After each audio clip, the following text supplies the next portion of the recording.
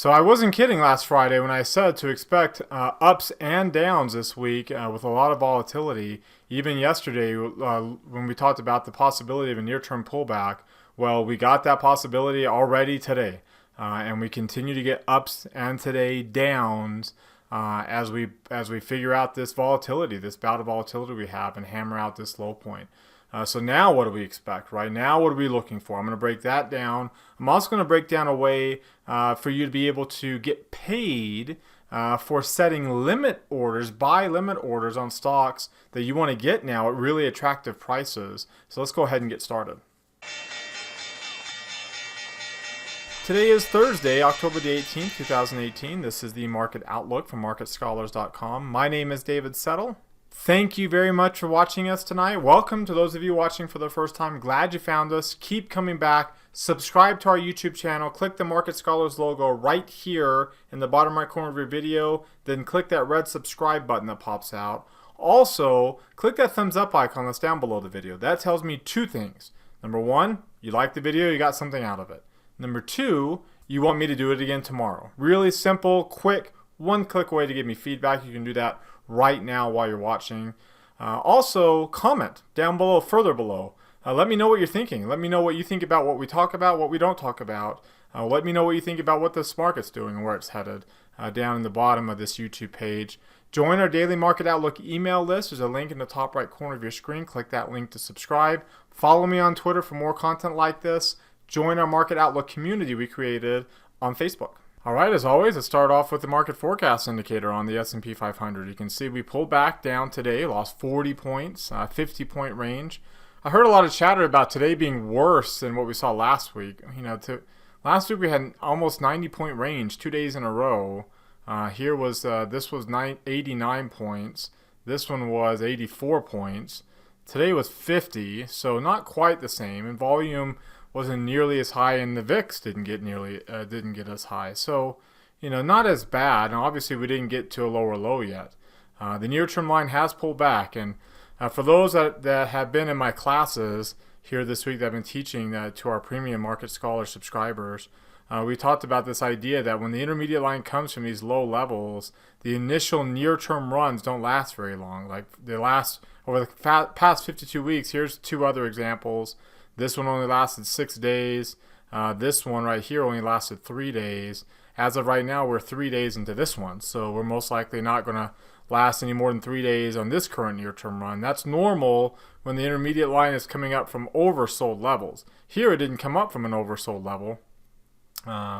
And you can see the first near-term rally lasted that typical 7 to 12 days run. Here we didn't come up from an oversold level. That first near-term rally lasted that typical 7 to 12 day run. So, that's normal. This one we did come up. We did get oversold. We got a cluster. We haven't got a cluster all year long. We got it last 52 weeks, and we finally got a cluster. So we don't expect the near-term line to last 7 to 12 days above 50. We're most likely going to pull back.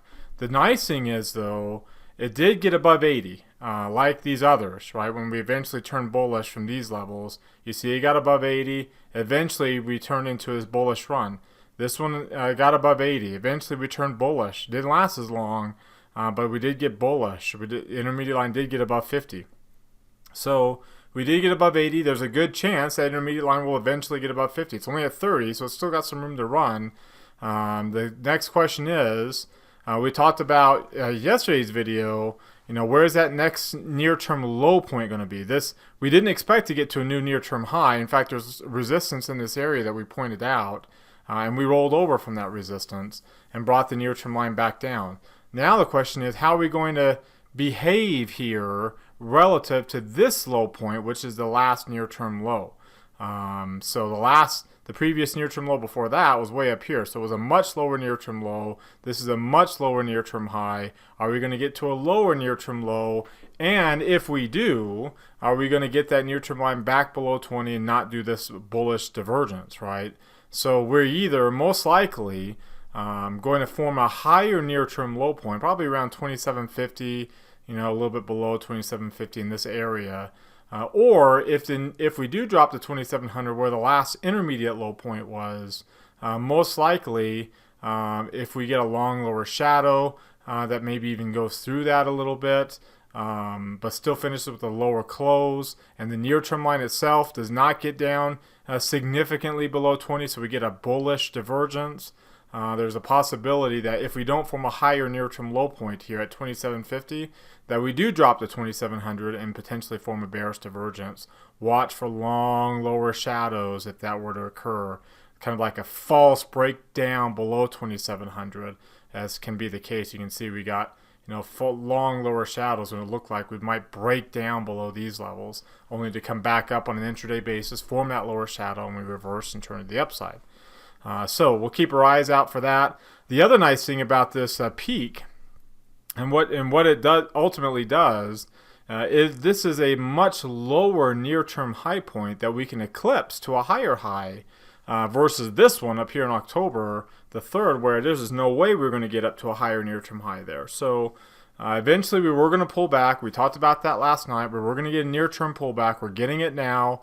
The question is, where is that next near-term low going to be? Is it going to be a bullish near-term low? Is it going to be a bullish divergence on the near-term level? And then eventually when we bounce off of that, because we will, the near-term line goes up and down, bullish and bearish. When we do bounce off of the next near-term low, how is the next high going to compare to this one that when we got up above 2800? So that's going to be our key questions to watch for over the next week plus couple of weeks, as we moderate in this volatility that we've produced, again, on this 4 standard deviation move that we made from October the 3rd to this cluster on October the 11th. As is always the case when you get extreme pullbacks like this, all the major indexes look almost exactly the same. Right? So they're all forming, you can see here, it's a weak intermediate confirmation signal on the NASDAQ, but that's a bullish intermediate confirmation signal, oversold momentum line with a bullish posture. But it's weak, right? Because it's a weak bullish posture. But the idea is, we're a little bit oversold on the momentum line. This got to 2003. When the markets are selling off, there's high correlations. They all look very similar to each other. When the market rallies, correlations drop and things start to look different. The Russell has different patterns. NASDAQ might have different patterns. Different sectors might have different patterns. But when we have 4 standard deviation moves to the downside, usually nothing's spared. And something like that, everything typically falls. Like, for example, even Yum fell these 2 days. The trade we looked at yesterday, before it bounced back up a lot more in these past week to get where it got to where we looked at last night. All right, as a reminder, remember you can watch our Market Outlook videos on our blog. Go to marketscholars.com, click blog at the top. You'll see today's Market Outlook, usually towards the top. Check for the right date. You can see the video, a little short summary, the link to talk about tonight's Market Outlook video with other market scholars in the forums there. Remember, you have to subscribe to our site to be able to participate in our forums. You can do that for free.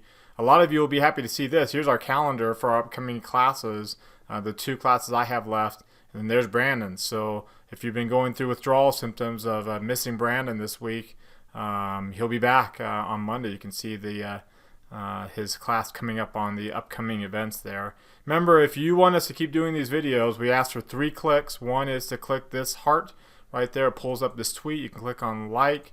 The second is to click on this Facebook image. That will bring up your Facebook page. You can also click the like button there. Remember, you can share it to people on your Facebook timeline as well. And then finally, click that like button here. That lets us know. Those 3 clicks tell us that you want us to do these videos. We get roughly about 1,000 views. We get about 100 or so likes on these different platforms. You saw about 30 there. So again, that's what we look at. That's our feedback that we get from you if you want us to keep doing these videos, and whether you're getting something out of them or not. All right, we're getting a long upper shadow on the weekly chart today. That's not nearly as bullish as a long lower shadow can be, but you can get these during pullbacks. You can see long upper shadows there, followed by a week of a long lower shadow. That was back in 2016. So they can happen, but it's those long lower shadows that are by far more bullish. Here's another example of a long upper shadow that happened to be at the bottom end. Remember, these long upper shadows on the upside tend to be bearish. You just don't get very big long upper shadows because volatility is so low. you tend to get the long upper shadows, the bigger ones, towards the pullback. So it just means that you had the bulls were in this week. They just didn't finish very bullish, whereas the long lower shadows mean the bulls finished the week pretty strongly, at least on an upward swing. That's why those tend to be more bullish. So, but we are still holding the 200-day moving average there on a long-term basis. If you take a look at the 3 green arrow chart, you can see we have the 1 green arrow still in the stochastics. That's the one that we said would come first. If you take a look at the 2-line versions of the 3 green arrow chart, you can see the stochastics is above its moving average. The MACD is not. It's still down below. You can see the stochastics crossed below its moving average up here, well before the MACD did. And you remember the MACD's convergence back to zero, the blue line getting back to zero, is a lot faster than usually to the downside. So we might have some ups and downs here, and we held that 8-day moving average for some resistance initially, but as you can see, it happens. You get ups and downs before eventually you break up above that, and we'll see if that ends up being the case this go around. The intraday chart shows a lower high and a lower low. We closed below yesterday's low point, so there's our pullback. We were looking potentially for some resistance or support here, and we had that, but then we broke a little bit below that. Of course, you have the more important support levels, about 272.5. Remember, 270 is where that divergence low can set up. So we're still easily, we hit some resistance up here. Remember, this goes off tomorrow, this high. So this is going to pull back down to right about in this area right here, which is going to bring that dotted blue line, the midpoint of the 4-week range, down as well. So there was some resistance in this area where we peaked. We've pulled back, but now is this going to be a higher low? That's going to be the question as we finish the week off and go into next week. And that purple line is also going to start coming down too, as it represents an average of this week's open, high, low, and close, which will be lower than what we had last week. If you take a look at the volume, and this is where a lot of people said how today was worse than what we saw before. Let's see if we need the 3 green arrows. Let's pull up SPY here, SPY. And you can see the range was 5.1 points, the volume 134 million down here in the bottom right corner. So let's put those in those numbers in context. 5.1 points on the it's right about right there. So it's high. It's not as extreme as last week was when we had much higher. The volume was 134 million. That's about right there. Again, above the line, brings these lines up, but not extreme, right? So today was not extreme. It's we've had our extremes. We're going to moderate, but volatility is still high. So as we moderate, you're still going to get big ups and downs, right? Volatility is still in the bearish range. It's above 95%. It's above 1. But you notice not nearly as extreme as what we saw last week. So, if we're moderating, we expected to come down to this 95 level. We expected volatility to bounce. It has, and now we expect it to continue and potentially test that 95 level again, if not drop into that 90 level. And even then, we still expect, as we saw before, we're not going to be out of the woods, right? We're going to, you can see as we pull down here to 95, we bounce. We did drop below 90, but then we bounced again and got back up into this bearish territory. We didn't really start moderating until we broke the 90% level and stayed there. Brief swings higher, but for the most part, we broke below 90%, which was below 15 on this level, and we stayed there minus those really quick spikes in volatility that we had that provide really good opportunities for vertical spreads. So last Friday we discussed the idea that this week there'd be pretty volatile. We'd have ups and downs, and that's what we've had so far this week. We've had ups and downs. Even yesterday we talked about that we'd get a near-term pullback, that was coming. We were approaching resistance on a short-term basis. We're going to get a near-term pullback. Where was that near-term pullback going to end? That's what's important. And as of right now, it's at a good level where it can produce a bullish near-term low point, which would be a good sign. It was not a very long bullish near-term run. We don't expect it to be when the intermediate line is as oversold as it is. But This next near-term low, the next near-term high, that's going to dictate how this intermediate run lasts. Is it going to get above 50 eventually? We're at 30, we're rising. Is it going to keep going and get above 50? That's going to be largely dependent upon how these near-term lows and highs compare to each other. Higher highs, higher lows, we can get going here. Lower high, if we break down to lower low on the S&P itself, and the near-term line breaks sharply down to below 20 again and nullifies any potential divergence, now we got that bearish posture. We're not gonna get that bounce. We get a bullish low that follows up with a bullish near-term high. Now we're most likely going to get that intermediate line crossing above 50 and get that 1 to 3 month expected run, which would pretty much cover us through the end of the year, according to the seasonal expectations. So, what do you think? Do you agree with that assessment? Do you disagree? Click that link that's popping in the top right corner of your screen. Hit the poll, either agree or disagree. If you click disagree, scroll down to the bottom in the comment section below and let me know what you see that would suggest otherwise from what we've been talking about here tonight. All right, now let's take a look at what's driving the price action today. Of course, your safe haven trades continue to outperform. Ag commodities up here at the top, they were so oversold. Gold's up there, the dollar's up there. Long-term bonds not gaining over the past couple of weeks, and really didn't gain today either. You notice it was down along with high yield bonds. You can see the top performers today were, these haven't been updated here for some odd reason, but the dollar, gold, and short-term bonds, I mean, that's about as safe haven as you could possibly get there. All of those up on the day, whereas you have other things too. There's your investment grade outperforming high yield, but commodity prices, international stocks got hammered more. Small cap stocks and growth stocks got beat up. Value holding up well. Dividend stocks holding up well. Investment grade bonds holding up and better than government treasury, long-term government treasuries did. So you can see where the pockets of strength are. This is a risk-off trade that we have going on right now. And again, over the past 2 weeks, you can see the S&P down 5%. I mean, that's a pretty good loss for a 3-month loss, much less a 2-week loss. So again, you can kind of see how big of a deal this was for us to get to drop. I mean, at one point in time, the S&P was down nearly 7%. Again, on just a more than a week basis, much less a 3-month basis, where that ends up being a pretty decent negative number. And then of course your gold, which has been so bearish, if you take a look at the long-term chart for gold futures, you can see it's starting to rally up and looking a lot more positive. It's Heikin-Ashi candle getting its first bullish candle this week. Last week, we've been getting some reversals, some ups and downs with small bodies, but we haven't got that large body yet. And we finally got it this week.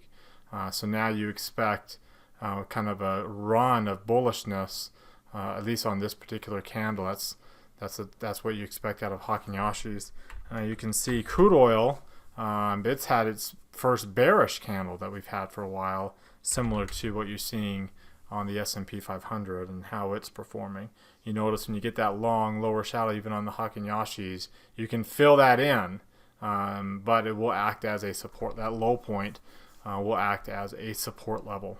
Even over here, you can see how you got that long lower shadow, and it acted as, so you still filled in the range, but it acted as a support. Same thing over here, long lower shadow, filled in the range.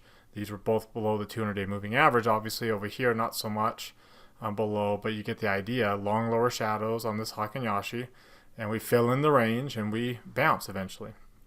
So of course we'll, like I said before, end up seeing if that ends up being the case.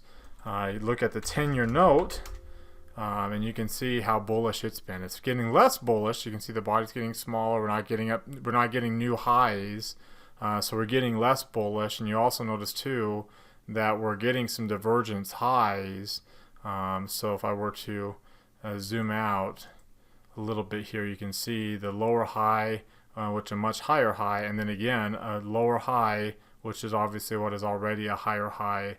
That's on the 10-year, and this is the 30-year note, and you can see not so divergent here. And this is the big one, right? This is the economic growth expectations. Things are not very good when the yields are falling. This is when QE3 was ending or tapering and then ending. And of course, in the middle part of 2016, the things were not looking good from an economic perspective. Since the elections, yields have been rising and of course breaking out. You can see over here, this is yields rose during a period of QE3 when things were much more positive. QE2 is right here, QE1 is right here. So you can see how this is Operation Twist right here. You can see how it's a much better thing for the economy when these long-term yields are rising than it is when they're falling. And yes, that rise is slowing a little bit. We are slowing down. Here, let's go back to a weekly there. We are slowing down. The candle body is getting smaller. We're not getting new highs over the past couple of weeks. But it's not, we haven't got the lower shadow yet, and we haven't reversed yet. And then when we do reverse, we'll see if we end up kind of bottoming out at the level where we just broke out of. If you take a look at the calendar, you can see the balance sheet report. It comes out every Thursday. Other than that, there wasn't a whole lot. Leading indicators are still relatively positive. It's kind of hard to be too negative when the year over year for this indicator, this is only a month over month, but when the year over year for leading indicators grows, it's hard to be too negative. The Philly Fed outlet, this is the manufacturing survey similar to the Empire State Manufacturing. Still is relatively strong at 22, not as high as it's been. It's been on a gradual decline. The Empire State Manufacturing had come out earlier. There it is, earlier this week. And it was still relatively high too at 21. So, I mean, they're maintaining relatively high levels, just not growing anymore because we are, again, pretty much at, high levels that it's hard to grow from. It's easier to grow from these lower levels that we hit before the elections, right? When the last time the market was, stock market at least, was more bearish. The economic indicators as a whole, when you look at the economic surprise index, are still not really beating or losing towards those estimates that come out both here in the U.S. and globally. We've been beating them a lot more. We've been down. In 2017, you can see there was a period where we were significantly underperforming estimates, only to jump right back up, which we usually do from really low levels.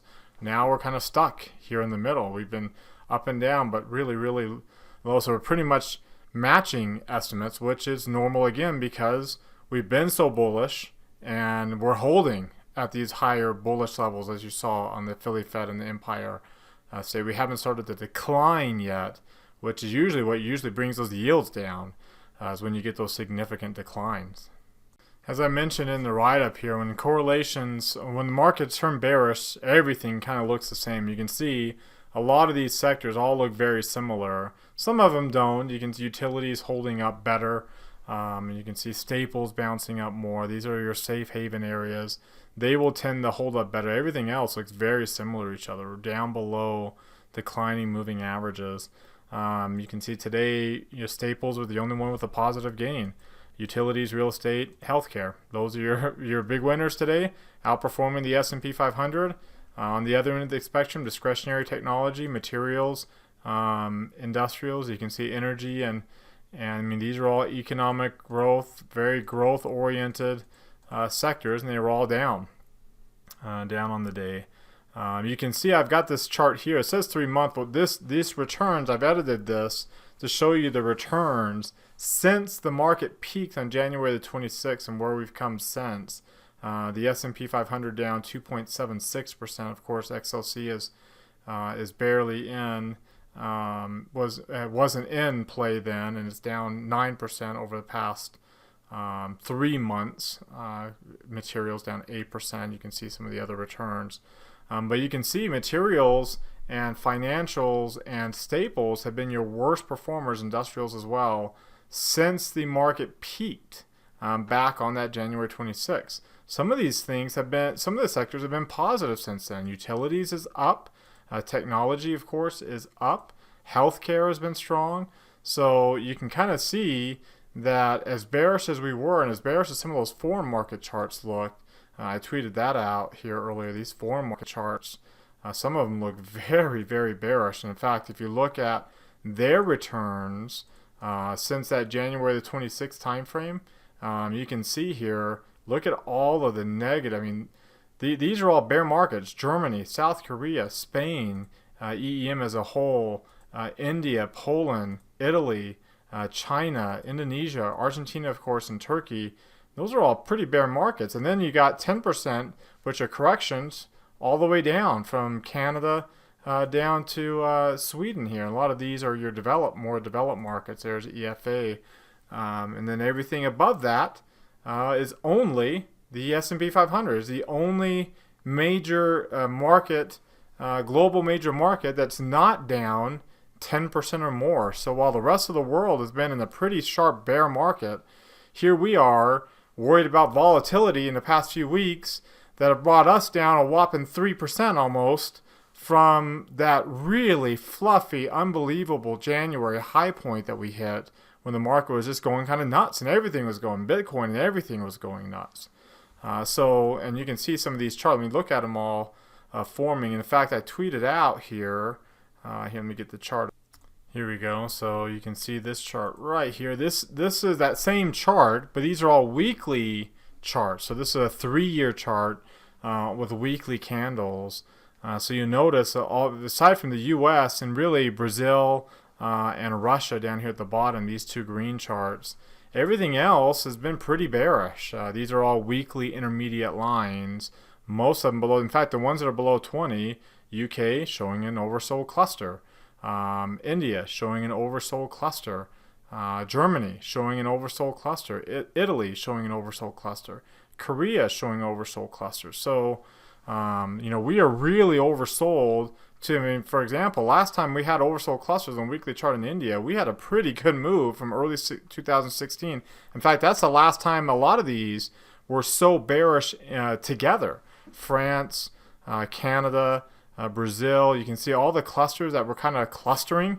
China here in early 2016. So that's the last time we had this type of weekly cluster among all these foreign markets. And you can see the move we had over the next 2 years and a lot of these areas coming out of those clusters. Are we going to get that kind of move again?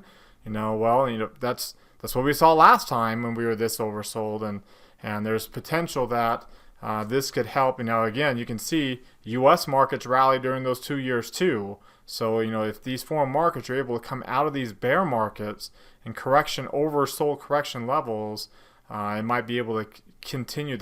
That's what's going to be the macro picture that continues to bring the S&P 500 along with them. All right, so in an environment where stocks are selling off sharply, you can start bargain hunting, looking for stocks that you would like to own. For example, like a Home Depot, which, earlier this year was trading a couple of times over $200 a share, up to $210 a share, when it got to this kind of false breakout high point, and then has been pulling back, now back down to 180, back into strong volume areas. Has broken through a couple volume nodes. It's got this last one here right about 178, and the majority of this year's volume has been trading between 200 and 175 in that area. So you can say, okay, well, 175 has been an area where I don't mind buying this stock. The bandwidth is as high as it's been all year long, except for that decline in February. So very, very high bandwidth that eventually will start to contract, and the stock will either slow down to the downside or start to go sideways or bounce from here. The other thing that kind of stood out to me too about Home Depot's decline in terms of the extremity of it is how far below the 8-day moving average. And we've really dropped sharply below the 8-day and really sharply below the 30-day moving average.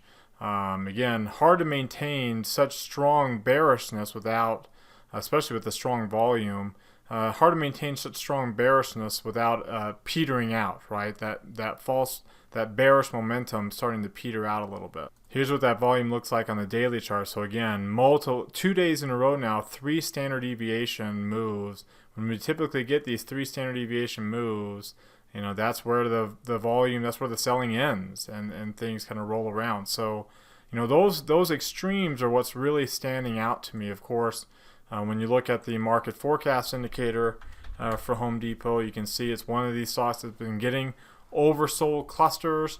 On the daily chart, this is what it looks like in the weekly chart with oversold short-term sentiment. And then, of course, on the monthly chart, same thing. That oversold multiple months now of oversold short-term sentiment.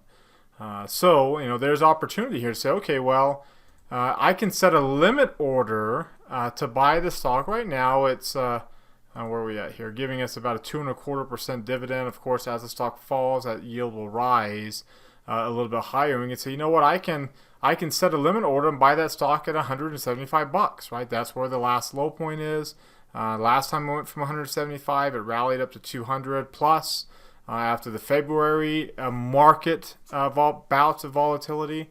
So here we are around 180. We can set that limit order at 175.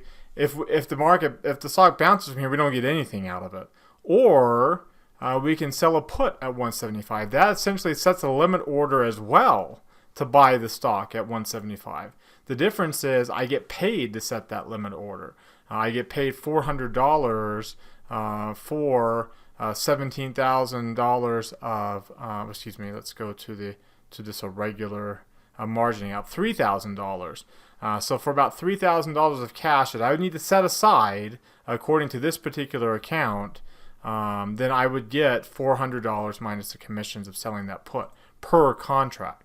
Right, so $400 for every $3,000 I set aside. So essentially, I get $400 for setting a limit order to buy the stock at $175 a share. So of course, I would take $17,000 that I would have to buy 100 shares, or of course, I can buy $3,000 worth of shares. I get $400 to buy $3,000 worth of shares if that's the amount of money I wanted to use here, the $3,000. So you get the idea. This is how we can bargain hunt. We can say, okay, there's some stocks that have been beaten up during this market bout of volatility. It's happened before, and they're giving us much, much better prices to buy. We might not want to buy them today. We might want to set a limit order at a much lower price than where we're at right now, and that's what we've done here with this short put. I've essentially set my limit order to buy the stock at 175. Only if the stock falls and hits 175. If it doesn't ever hit there, then I get paid $400 for just waiting to see. If it bounces and keeps going up, then I can buy it using my normal buy signals, right? As the trend eventually rolls over at whatever price it ultimately gets to.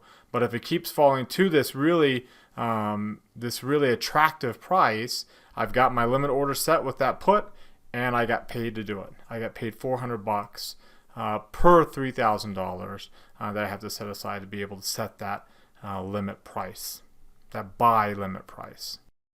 All right, now I want to hear from you. Use that link in the top right corner of the screen to participate in our forums, our Market Outlook forum on MarketScholars.com. What do you think about tonight's market outlook? What do you think about the trade that we looked at, about our market posture, about what's driving this action? Any questions or comments from me about what I discussed in the video, or do you have any questions or comments for me about something I did not discuss? Remember to post those in our forum, as well as just post your thoughts. What do you think about the market right now? And share those thoughts with other market scholars as they share theirs with you, as well as you all participate together in this community. As always, thank you very much for watching tonight. I appreciate your time.